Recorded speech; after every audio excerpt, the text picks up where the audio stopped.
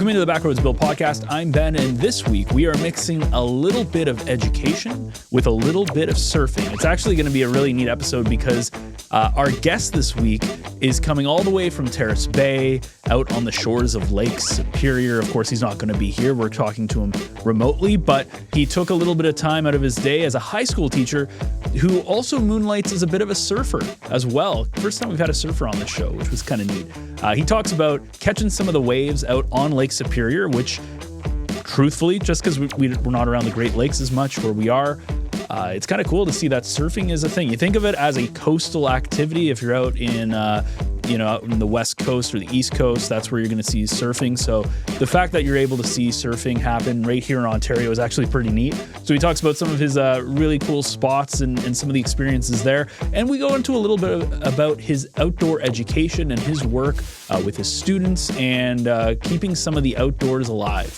in and around the Terrace Bay area. So all of that on the way, but first we do have to throw it to our lead sponsor for this episode, and that is Source for Sports.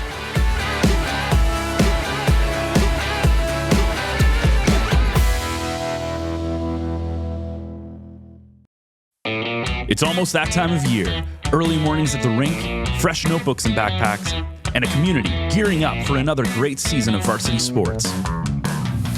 At Source for Sports North Bay, we're proud to be part of it all. Whether it's finding your kid's first pair of skates, gearing up for tryouts, or outfitting your team for the season ahead, we've got you covered. Because here, we're not just a sports store, we're neighbors, coaches, teammates, and fans. And we're proud to cheer you on every shift, step, and stride of the way.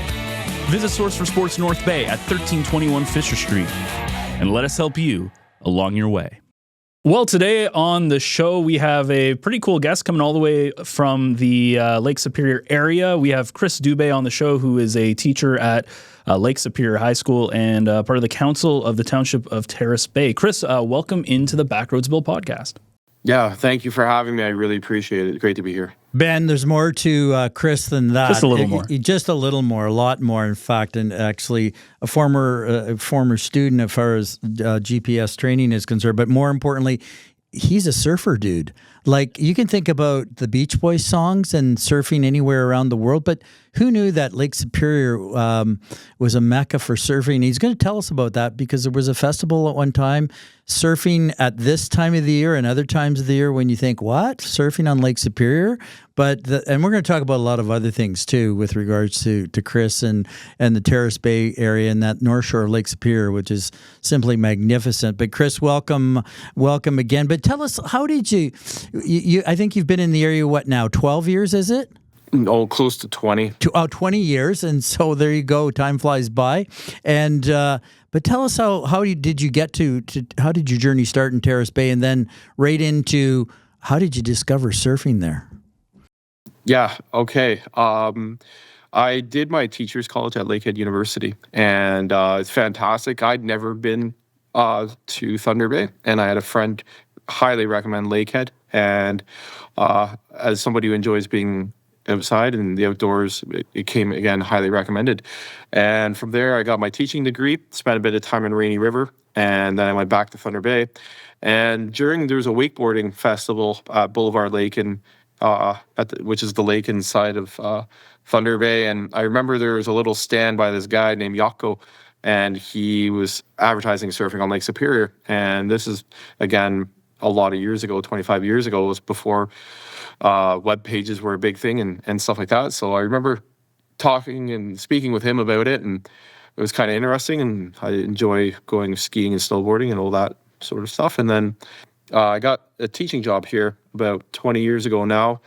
And the first thing I did as soon as I got, when the high school got back to me and said, yeah, we'll take you, Yako was the first call I made.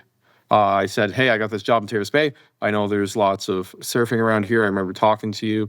I'm going to come by. You're going to outfit me and show me a couple things. And so I came here with basically a car and a surfboard and some bucks. So yeah, it's really cool. Yeah, I can see that. I have the vision of that. And so you became a surfer dude, I guess mostly self-taught. But tell us about what you discovered on Lake Superior and the waves. Because you obviously you can go surfing.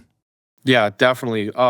It got really big during the pandemic when people sort of weren't able to do the things typically they were able to do. So just before the pandemic, I did a bunch of surfing, and I became really, really involved in the surf community here. And again, my friend Yako lives in Thunder Bay. He was dealing surfing, but you're in the middle of the country in a little place called Lappi, full of Finlanders. And he was big into it. There's a few other people. And then over the years, the more I learned about surfing and the more I got into it, the Great Lakes, it's amazing. There's a fetch, right? So how far the lake is, and you have wind speeds and directions. So especially in this time, hey, we just had the 50th anniversary of the Edmund Fitzgerald, the gales of November. So when you have those gales of November, and they typically start at the end of August, they can really kick up some great waves. So where we are on Lake Superior, on the north shore of it, we collect southeast, southwest, and straight south winds, and the fetch of the lake, the distance of it, allows for that wave generation. So we get these big storms that come through. We can get up to, I've seen 28-foot rollers at the Slate Islands, just south of where we are here in Terrace Bay. So, and those are like similar conditions to the Edmund Fitzgerald, if I believe it was a west wind. But those are typical for this time of year, as the fall winds come through. So this is the season. So when I first moved here, again, I did meet up with a bunch of people, and it was a really small community, but it was really warm and welcoming. There was only one person that surfed in town, so I quickly became the go-to contact person for anybody in the region who wanted to surf Lake Superior. And it's a very niche thing. There's not many people who lake surf. And again, pre-pandemic especially, pandemic grew a bit, and I was part of that, and I'll go into that a little bit more later, I'm sure. But as that sort of scene, that niche scene, people would come through. I'd be getting calls all the time. Hey, can I stay on your couch? Can you show me the surf spots? That kind of thing. And yeah, it got to be where I now have contacts in the entire Great Lakes region, from the States to Southern Ontario to the river surfers of Montreal and whatnot, who have come through and stayed at my place and who I've brought out surfing. Yeah, it's definitely a magical thing. People definitely equate surfing with tropical and warm air, but there's a people, not just Great Lakes, but like cold water surfing has really taken off, I feel like, in the last 10-ish years, where you can go to these really remote places that people aren't willing to go, and because it's cold. But the gear is fantastic, let me tell you. It's not that cold when you got the right gear. Yeah, last week we had Rick Mixter on to celebrate the 50th anniversary of the Edmund Fitzgerald, and we were talking about those gales of November for sure. And so you started Ben, look at my form here on the board. I don't know, it's probably not very good, but you might need to do a little bit more yoga. Yeah, I need a bit more yoga for sure. And you started a festival, but I was intrigued too with the waves. Are there curls? And you sent along some pictures and the like. But tell us about the waves itself. Like, again, this cold water surfing, that it's a kind of a mecca of sorts. Like, who knew? Because again, we all kind of grew up with those Beach Boy songs, and we've seen surfing in, as you say, in the warm water climes. But on Lake Superior. So what kind of conditions are, even at this time of the year, or this is the peak of the year, what kind of conditions do you actually encounter? Yeah, so what we typically look for here, being essentially like, if you look at the map of Lake Superior, we're right straight in the center of it in the north. And so any wind generated from the south, typically maybe 6 to 8 hours of sustained winds, about 25 kilometers an hour, again, out of the southeast, southwest, or straight south. And that can generate anything, say 20 to 25 kilometers. We can for sure get somewhere between 5 to 7 footers typically, sometimes even bigger. It depends, again, like a lot. The wind is never from the same direction. So if you think about, like, when I've been surfing in Costa Rica, it's a storm in Antarctica that created these waves that have traveled across the Pacific to get there. Here we have, it's like onshore conditions, so it's like the wind is blowing in your face, and if you surf in other places in the world, everybody looks at you funny when they want offshore winds, right? And that helps the curling of the wave as it forms. That wind pushing against the wave allows it to curl, and so we don't typically get barrels a lot. We do. There's some out there, and if you follow the right guys on Instagram, you'll see some amazing barrels. But really, it's if we can get out there for like a 5 to 7 to a 10-foot day, those are typically great conditions. Those are safer conditions. Now I'm a little bit older. I really think about safety because a lot of times it might be you, one other person, maybe 2 other people. It's where we are relatively remote. I've had some guys from Chicago reach out to me and say, "You're telling everybody about your spots." Okay, well, there's more bears than people here, especially this year. I'm not even kidding. And so, yeah, so we get about 5 to 7 to 10 footers, I would say, regularly. And there's a group of people from Thunder Bay who come down, I would say, when the waves are up, and they usually message me, and I have the sauna going, and yeah, it's pretty good. I bet you Ben doesn't know what barrels are, but I know you've got a surfing question. Yeah, I'm not a surfer, but I think I'm assuming that's the wave, right? When the wave goes over, is the whatever. Yeah. Yeah. Okay. See, I know. Oh, you do know. I am a surfing pro. I've never touched a surfboard in my life. One of the things you said that was funny was as you got older, and I guess it is a very athletic. I would imagine it's very athletic, right? Like I'm sure it's a lot of core strength and stuff. What have you noticed as you've grown older and your body's like everything's changing that you can't do as much when you're than when you were younger? Yeah, definitely. I've definitely gone through that phase where it doesn't matter what the wave is. I don't care how big it is. I don't care how dirty it is. I don't care what the wind speed or direction is. I'm getting out there and honestly, there's a time where you just get out there and you shred whatever is given to you. You get out there and you do it. And there's that part of it. I still, some days, yeah, for sure. But what I'm noticing just as I get older, and I've been fortunate enough to now be like a surf dad. A lot of my students here at the high school, they've gone on, and some are on, they're photographers in Australia and New Zealand now. They live to surf. They've gone on, some are in Tofino, and I really sort of enjoyed going for an hour or two and then lighting a fire and having some tea and just watching the waves come in and watching, the kids go out there. The Lakehead University, they started a surf club there, and for years it's been sustained by students either from my outdoor program that I ran for multiple years or who have moved here from other countries. So they've had probably about 10 to 15 members consistently for about, I'd say, close to 10 years now. So it's been really fun to watch them. So I'll go out for an hour, maybe 2, and then I'll watch the kids. And then again, I have a sauna in my backyard, a little barrel, and I say, if you guys want to have a sauna after, or if you want to stay for dinner, if the road conditions are bad, then feel free to stay. And that's sort of, I still get out and I still have fun, but again, I'm really listening to my body, and it is dangerous. It's the hardest sport I've ever done.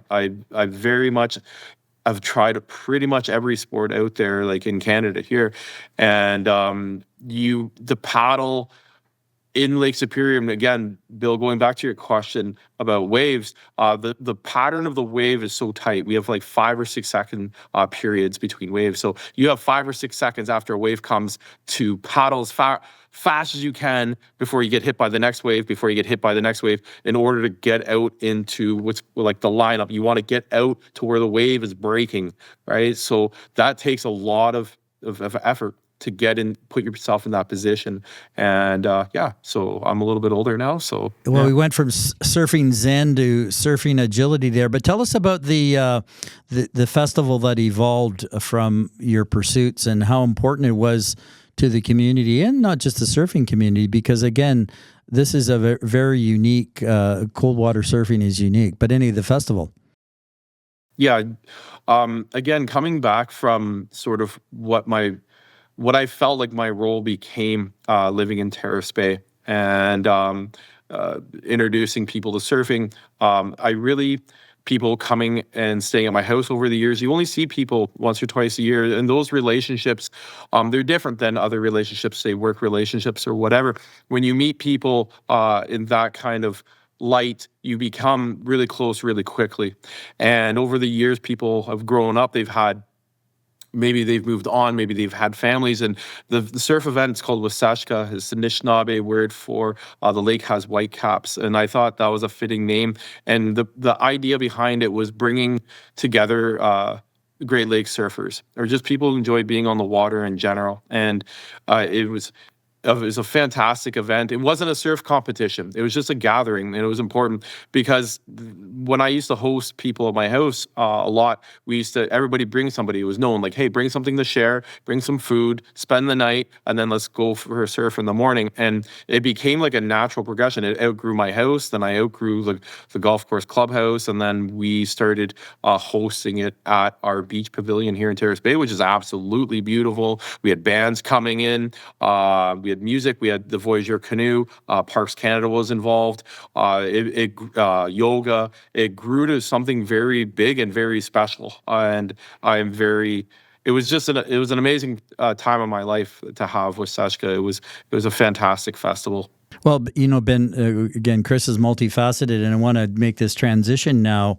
As he said, he's been here there more than 20 years. But again, just for the viewers and listeners, we have Marathon to the east, and then Terrace Bay, Schreiber, and then Rossport, really at the top of Lake Superior there. And so Terrace Bay is your home now for a long, long time. You have family there. You work at the high school. And one of the things I'd like you to talk about, and Ben, Chris has been saluted for his outdoor environmental education program at the high school, at the Lake Superior High School, and that should be noted. At the same time, in the community, there's the Cascule Trail system that goes from Terrace Bay over through Schreiber to Rossport. And what would you see? I mean, for two questions, I guess. How do you utilize the Cascule Trail for your students? But more importantly, describe the Cascule Trail system for us.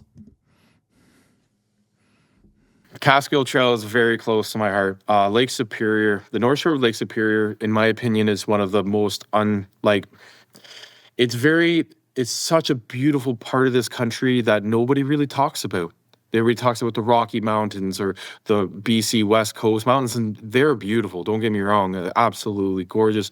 But the rolling hills of Lake Superior, once you hit Sault Ste. Marie, the ups and the downs, and just like the old insides of volcanoes, these huge rolling hills for, again, Sault Ste. Marie all the way to pretty much out of Coke. And it's absolutely stunning. So when I describe it to the kids, I call it the up-down trail. So it's 53 kilometers of up and down in the boreal forest all along the coast of Lake Superior and a little bit inland as well. And amazing geological features, the stromatolites, some of the oldest fossilized first fossils of life on Earth is there near in the Schreiber Channel segment of it. There's deep fissures, caves. Again, it brings you through sandy beaches and glacial tills, rolled boulder beaches. There's also the Mount Gwyn. Mount Gwyn. The Pakasaw pits is what I was trying to get to as well. So there's evidence. The Pakasaw pits, there's lots of ideas of how the First Nations utilize them. There's hypotheses why these pits exist, whether it be for hunting or for scouting and whatnot. So all along these glacial tills, these rolled boulder beaches, all of a sudden you'll come across these pits, and they're all along not just the Cascule Trail, but if you go towards Jackfish, there's some, and in Marathon, there's some as well. So, and it's always interesting hearing the stories behind them. And I've spoken with some of the elders in Pays Plat, which is the First Nation just on the other side of Rossport, about it, and they're pretty interesting. So the Cascule Trail is a fantastic trail. It's a black diamond trail, so it's very difficult. For a couple of years, I was the president of the Cascule Trail. And through my outdoor program years ago, I wrote a grant to basically modernize or get campsites along the trail. So we have 11 permanent campsites now, so people aren't just building campsites wherever. So we felt like containing that was a good idea. So that project was finished off a few years ago, and it's a free trail, volunteer run. My section that I cut is Death Valley. I love Death Valley. It's a fantastic part of the trail. There's some old cedars there that I have no idea how old they are on the shores that are windswept, and they're like a cone. They're so thick at the bottom and really short. There's some amazing things along the North Shore of Lake Superior in the Boreal Forest. Dear North Bay, you've always been more than a place on the map. You're home to me. This is where I built a life with my husband, raised our kids, and taught in local schools for over 24 years. I'm proud to be part of this community. Earlier this year, my world shifted. After living with anxiety, depression, and PTSD for much of my life, I reached a point where I couldn't keep going alone. Walking into the emergency department at the North Bay Regional Health Center was one of the hardest things I've ever done. But what I found there changed everything. A nurse who made me feel safe, a crisis worker who truly listened. For the first time in a long time, I felt seen. That care gave me hope, and it inspired me to give back by supporting local healthcare so that others in our community can access the same compassionate care I did. If my story resonates with you, I hope you'll consider supporting the NBRHC Foundation. Please visit nbrhcfoundation.ca or call 705-495-8125 to give. Because mental health is health. With gratitude, Tiffany Van Meer.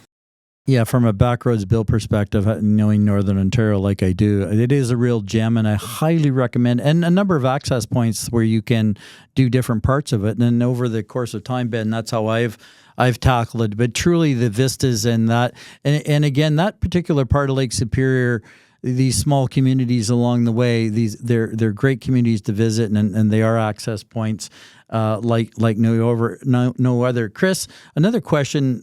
How would you, and Terrace Bay is a company town by evolution, and the mill right now, as we speak, is closed, but how would you describe Terrace Bay? I have my own thoughts about Terrace Bay because I love going there, but from your perspective as a kind of an interloper, having been there now, but for quite some time, a couple of decades, but how would you describe your home? Yeah, we are very fortunate to live here. I absolutely love Terrace Bay. When I leave, I can't wait to come back. The community itself, everybody, it's small town living at its finest. My kids can ride their bike down the road. They've got, we can take our bikes to the beach and it's just a few minutes away. There's no stoplights for 2.5 hours. It's a community that looks after their own. We've had some events happen here in the community actually in the last couple of weeks. That's really, we saw community members step up to help other community members when they were in danger. And I don't want to get into it too much, but it's really brought the community even closer, that we realize that we're here for each other. And I feel that even with Scriber as well and Rossport and Terrace Bay, it's Terrace Bay for sure, our community, I love it, but we also all look out for each other along the North Shore, I feel that. And as a council member, I really, when I speak to the Scriber Town Council, it's the same thing. They know how beautiful Scriber is, and they know how important it is, and we want to see our communities thrive in difficult economic times that you mentioned with the mill being down, and Scriber similarly with their own economic struggles. So how do we thrive into the future with our small towns and our small communities? Because we all live here because we love it. I find that if there's a transient that comes, you'll know very soon whether or not they're staying based on just their ability to appreciate the outdoors and do the slow living type thing. Some people want to be close to the big city amenities. For me personally, being away from them is what really draws me to this place as well.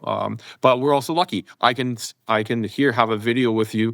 2025 can allow me to listen to music on the internet. It can allow me to connect with you virtually in this capacity. So being here in the 70s versus being here in 2025 is definitely different as well. So I'm drawn to the area too. And we were drawn most recently, Ben, with Ray J and I from Scriber, and we talked about the Uper lights and the fire rocks. And so there's been that also kind of infusion to the Backroads Bill podcast. But Ben, I know you had a burning question. Yeah, I wanted to talk a little bit about like outdoor education and your role in it. So obviously, outdoor education is something very dear and near to Bill's heart. That's kind of his primary thing with the Ecology Center. But for you, especially as somebody who's also teaching in high schools, what's your approach to outdoor education, and how do you try to bring it into the classroom a little bit more? Yeah. Outdoor education and experiential education has been a passion of mine for years. And it really, part of it was, again, going back to the Catskill Trails, the environment as your integrated context for learning. You can learn any skill through being outside or being in nature. How do we use nature to sort of bring together all these different, say, like sciences or arts or history or say woodworking, and bring it, but do it all through nature. So for example, we're making snowshoes. Let's learn about the ecology of the plants that grow. What kind of trees do we need to make the specific wood for the snowshoes? What's the history of First Nations here? Have they made snowshoes? What are they? What are their, the Ojibwe snowshoe that was made in Pace Platte First Nation for years? How was that done? What wood did they use? So you can use the surrounding here, Terrace Bay. Again, I was just speaking about how much I love this place. There's so much for it to offer to allow students to grow in these real world and authentic ways. And again, how I met Bill was through the GPS course. And I still, to this day, in my biology class, when we do our plant unit, we do northern ecology of plants. We look at all the different plants in this area. We take our GPSs out. We find out where the plants are. We mark those data sets, and then we bring them back and create map layers. So we're incorporating plants. We're incorporating GPS and GIS technology, making map layers. And then this is right in our backyard here. And so those sorts of authentic experiences would drive me with outdoor education and experiential education in general. Yeah, GPS, a tool to get people outside. I'm trying to get Ben outside all the time. I'm always outside. Yeah, I know you're always outside, but take the show outside. But, as we transition to, and I don't want to lose the Slate Islands, because we had these Spanish River ladies on a coon trip, and they're going to the Slate Islands. I just received an email before we got in there. They're anxious to find out how they get out there, and I know shuttle's a problem. But before we want to talk about the jackfish fish populations, but just a comment about the Slate Islands. I know you've been out there a few times. It's 13 kilometers off the shore from Terrace Bay, and they emerge from the Lake Superior shoreline, and they're kind of mystical and mysterious, and they have that large caribou population, the most southern caribou population in North America. But maybe a comment or two about the Slate Islands. Yeah, Slate Islands is a geological just gem. So if I'm not mistaken, I might be off by a couple of years, but 270 million years ago, an asteroid impacted the Earth. And if I'm not mistaken, it's right around the same time where that asteroid impacted around Sudbury to create the Sudbury Basin. And it's around that geological time frame, both at the same time. And so there's a shatter cone on the Slate Islands. And I forget if a nuclear bomb explodes, it's a centimeter to the shatter cone, and this one is something like 30 feet. It's just massive. So we have shatter cones there. There's a bunch of old mines there. There's the lighthouses there as well. There's a caribou population that's made a comeback. Years ago, about 10 years ago, it froze. From here to the Slates, which happens very infrequently, maybe once every 20 or 30 years. A lot of the wolves got over there. A lot of the caribou population was decimated. However, through Mishpicot First Nation, as well as the MNRF, they moved some caribou around to try to maintain the population. So there's still caribou out there. People see them. It's in my top 10 places. I often say it's easy for me to rhyme them off, and the Slate Islands is always in the top 10. And this past year I was out there again. I've written another story to talk about the caribou and just the beauty of the Slate Island. It is another truly gem that you have in your area. And all this talk, Ben, makes me want to just jump in my car and drive up there right now to go to Terrace Bay or go out to the Slate Islands or go on the Catskill Trail. Or drive the road from Terrace Bay all the way up from Highway 17 all the way up to through Long Lac to get onto Highway 11. One of the longest logging roads is 5 actually connect to those two Trans-Canada highways. But we're not going to talk about that now. But I want to transition to the mill in Terrace Bay, being a company town, goes way back to when Greenpeace actually started, and there was problems with the effluent coming out into Lake Superior. And now, and as you've informed us, there's some concern now about the residual nature of the mills. Not only that mill, but other legacy mills along the shoreline. Tell us a little about that and the fish populations, how they may be adversely affected. Yeah. So where the mill effluent drains into Lake Superior in Jackfish Bay, there's another bay within the bay called Moberly Bay. And back from my understanding, when the mill first started, a lot of their bleaching processes created something called dioxins and furans, and those are essentially fat-soluble chemicals. So they've lined essentially this river system that feeds into the bay. And as you can imagine, bioaccumulation, it's affected the fish population, these dioxin furans moving up through the trophic levels. And now these meetings, this discussion is like, how do we sort of remediate this effort? So this area, So Lakehead University has a Jackfish Area of Concern remedial action plan. And so it's just looking at, over time, how does this affect the body burdens of fish and fish populations? So actually last night, there was a meeting here in Terrace Bay about it, and they're saying that the fish populations seem healthy, the growth levels look healthy. However, there's still body burdens. What levels are they? That's the next sort of meeting that we're going to be looking at probably in March, just looking back at the body burdens and the bioaccumulation, but the actual fish populations, whatnot in that area are doing quite well. Yeah, well, we had the MacGuffins on the Backroads Bill Podcast a long time ago, and of course, that long ago? Yeah, that's a long time ago in a faraway land. That we talk about the national, international significance of the Lake Superior Basin, and so again, in communities there are local concerns too. We often think about climate change and macro, but when we come down to the micro level too, there are these community concerns. And I know as a town councillor, you're concerned about that, and a user of Lake Superior, and so we'll stay tuned about that. Ben, you have another question? Yeah, the one question that I wanted to ask kind of goes backwards a little bit, because it goes back to a little bit of the surfing stuff. Not backwards. It's Backroads. Backroads. Okay, yeah. But backwards. I just wanted to know if surfing in any way affected you as a teacher, or if teaching has affected you as a surfer. Wow, that's a question right out of the internet. Okay, yeah, go ahead. I get a lot of time to think of these. I'm giving Chris a couple of 3 seconds to sort that one out. Yeah. Any experience is going to change you, I think, is the easy answer. As a teacher, for sure, just the way I approach creating the surf event or I see these students who skateboard, and maybe there's a couple of students that come to mind that they might not have been on the right path, and surfing changed their lives. And I've had some parents come and speak to me about it, and that means the world to me, because I became a teacher to help kids change lives for the better. And so when I see people or students who want to be part of that, when I see the female surfers in this area bring out the younger girls and teach them as well, and they got the surf babes of Terrace Bay, and that's so powerful, right? That's an amazing thing to see. And then also just being involved in that scene and being involved in the outdoors, it just makes me appreciate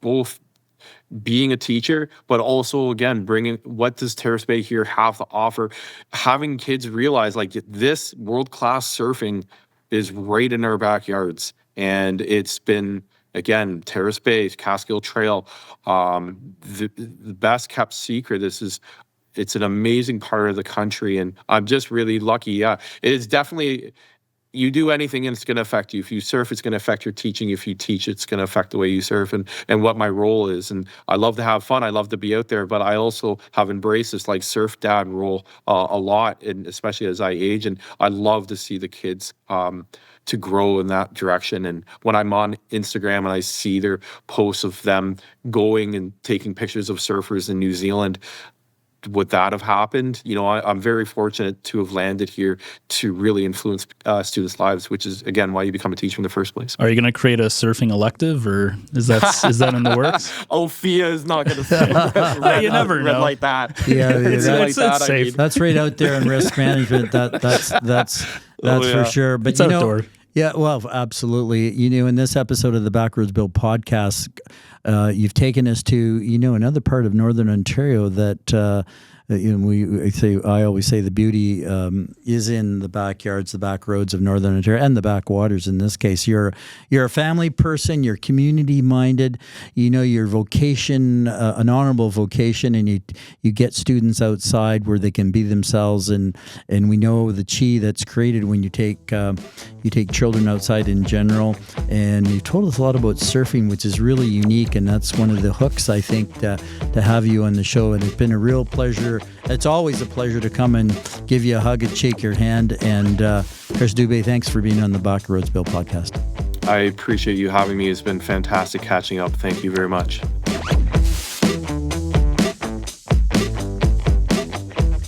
If you enjoyed this episode, you can find more episodes of the Backroads Bill Podcast on your favorite podcast player. The video version is available on the North Bay Echo YouTube channel. And of course, everything is available on northbayecho.ca, where this show, alongside a slew of other shows here in the North Bay area, are available. That's northbayecho.ca. Check out our newsletter, Echo Essentials. It comes to your inbox once a week, gives you all the happenings in the Echo Podcast Network, as well as some of the stuff going on in the North Bay area at the same time. So that wraps things up for us. Join us again next week for another Backroads adventure.